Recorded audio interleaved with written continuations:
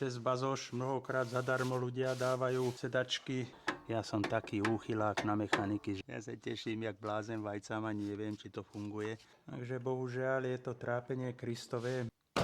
Tak a teraz nebuďte poverčiví. Ozubený remeň. V dnešnej dobe sa to robí už len z gumy, samozrejme. No bratia Češi by na toto mali byť pyšní. Oni boli svetová veľmoc v strojárstve. Nie len nadávajú na toho nášho Andrejka tam. Ten im to neposral. To súdruh dal ruku na tej fabriky.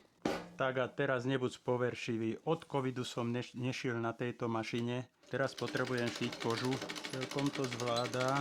Keďže niekde budem šiť aj 4 vrstvy, trošku mám obavy. Nerád by som si zničil tento stroj. No a teraz nasleduje ten zázrak. Ten istý deň mi kamarátka ponúkla zadarmo túto krásnu českú zetinu. Tak nie som matematik, ale jaká je pravdepodobnosť, že sa vám toto stane ten istý deň. Niekto mi zadarmo dá takýto stroj. Dívajte chlapi, to je krása. Ja sa teším jak blázen vajcám, ani neviem, či to funguje. Napríklad tu na tento ozubený remeň. V dnešnej dobe sa to robí už len z gumy, samozrejme. Ale pozrite sa tu, náročnosť vyhotovenia. Geniálne. No bratia Češi by na toto mali byť pyšní. Oni boli svetová veľmoc v strojárstve povojnového obdobia, niekedy 60. roky predpokladám, alebo možno, že tesne po vojne. Je to zbrojovka Brno, ďalšia pýcha Čiech, spolu s ČKD a čo ja viem, čo tam ešte mali.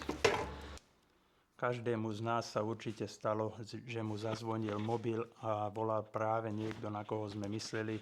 Ale to nie je žiaden zázrak v porovnaní s týmto. No, koľkokrát vám kto daroval šijacú mašinu.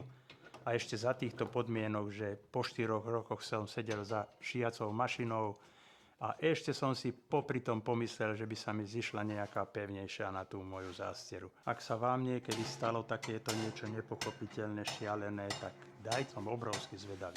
Dobrá správa, že nič sa navíja rovnako ako na zingerke, ale to ma ešte od biedy nezachráni, lebo to je hodne rozdrbošené. Vidíme dolámaný tú vrchnú matku, ale to by aj nevadilo, ale celá oska je povolená. Tento spružinový drôt ani neviem, kde má byť, lebo bol len tak v šuflíku hodený. Takže bohužiaľ je to trápenie Kristové. Minútu šije, minútu nešije. Už sa tu trápim vyše hodiny. Toto sa mi za každým rozpadne. Tu je pretrhnutý závit. Dobre, tak tomuto dám pokoj. Pre kutilov ku koži sa ľahko dostanete cez bazoš. Mnohokrát zadarmo ľudia dávajú sedačky alebo fotelky kožené. Šablónka, ešte aj ten dizajn sediel. Si len našijem ohlávku zo starej gurtni. Tak projekt sa vydaril. Zástiera parádna. Tak čo poviete, bude zo mňa kováč?